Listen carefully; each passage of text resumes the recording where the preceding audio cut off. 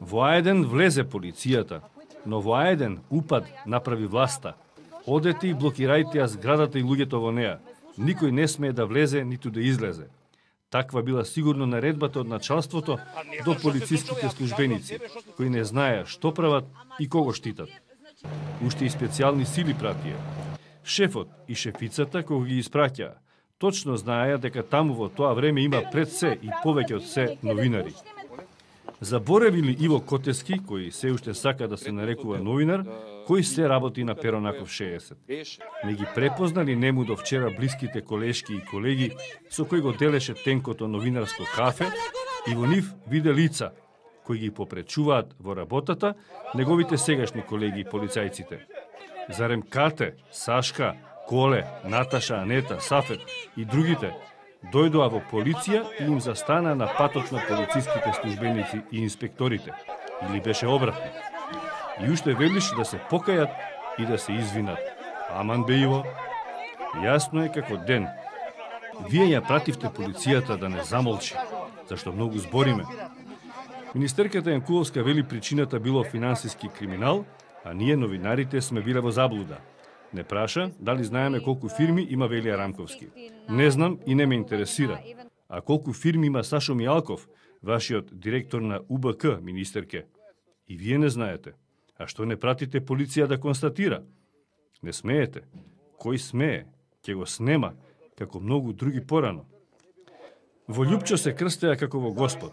Сега не го признаваат, го ретушираа од историјата на партијата, зашто рече дека ВМРО не е она истата од порано.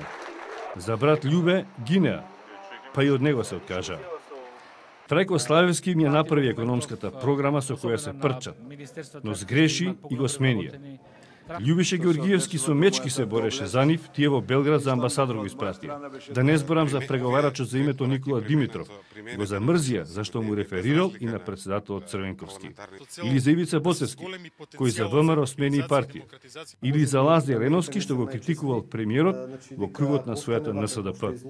Ако тие со нивните така постапуваат, тогаш за другите ич муабет да не правиме. Тито ги издал, Андов ги изиграл. Тачи ги мести, Бранко сака да ги урне, Велија им завртал грб, Милчо Манчевски им забил нож, соросоидите им копаат гроб. Но не само овде, тие душмани наоѓаат по цел свет. Грците не мразат. Европа била старата курва, НАТО неправедно ни затвара врата, американците ги сакале албанците, албанците се змии во пазуви.